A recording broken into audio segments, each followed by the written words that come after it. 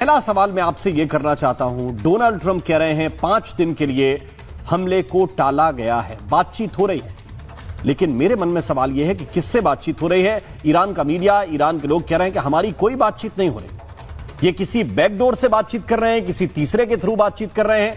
यह अचानक हृदय परिवर्तन क्यों हुआ जो 48 घंटे की बातें अगले 120 घंटे के सीज फायर में बदल गई?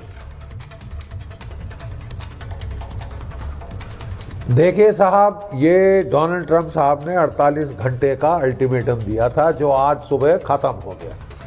मतलब अमेरिकन टाइम से आज सुबह, अभी सुबह हो रही है वहां जी। तो अल्टीमेटम खत्म होने के पहले इनको इनके स्टाफ ने ब्रीफ कर दिया होगा कि साहब कबाड़ा हो जाएगा अगर ईरान पलटवार करे। सऊदी अरेबिया की एक ऑयल फील्ड है जो 5% दुनिया का तेल निकालती है, नाम मैं बता दूंगा आपको, वो उसको तबाह कर देगा। आप उनका तबाह करिए, वो तबाह कर देगा।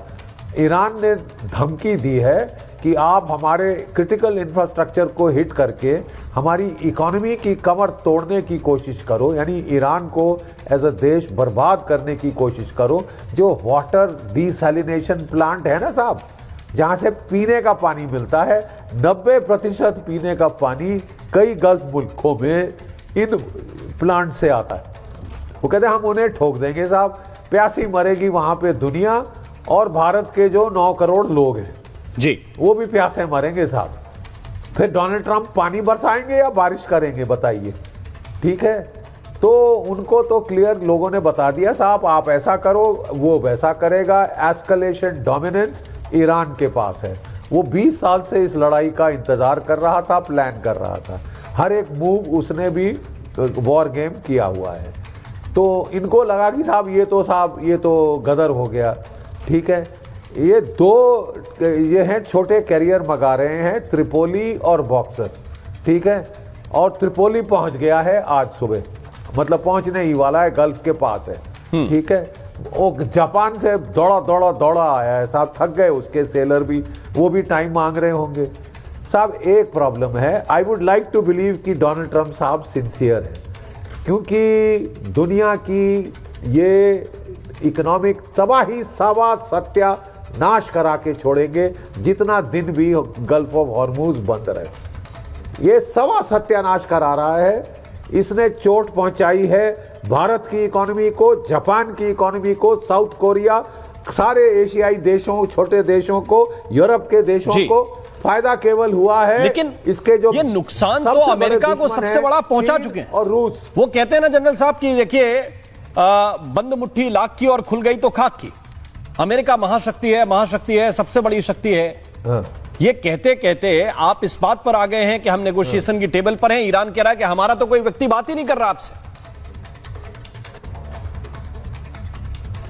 अब देखिए, मैं as a global citizen I would like to pray for peace. Okay, मैं ये नहीं कहूंगा टैको मैं ये नहीं कहूंगा टैको, बिकॉज मैं चाहता हूं कि शांति हो, इनको कोई सन्मति आए, सद्बुद्धि आए। ठीक है, ईरान पलटवार पे पलटवार कर रहा है।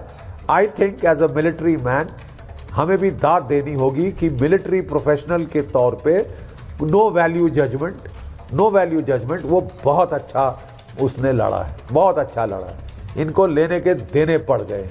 ठीक है, अभी भी अगर सन्मति आ जाए और ये शांति की ओर जाएं तो बहुत अच्छी बात है। अगर नहीं जाते तो साहब तबाही इनके मुल्क की भी होगी। और ये इलेक्शन ईयर में है, मिड टर्म है, बिल्कुल। ये सोच रहे हैं नवंबर में है, बहुत दूर है, चटक चार्ली है अमेरिका के लोग, सब भूल जाएंगे जी। क्योंकि मैं रोज कोई ना कोई नई कहानी डालता रहूंगा। जब ईरान की लड़ाई बंद हो जाएगी मैं क्यूबा पे लड़ाई छेड़ दूंगा, ताकि नई हेडलाइन से लोग पुरानी हेडलाइंस भूल जाएंगे। ये आदमी खतरनाक है यार, ये सटिया चुका है जी। और दुनिया का नुकसान कर रहा है। और दुनिया जाए भाड़ में साहब, मेरे अपने देश का नुकसान हो रहा है।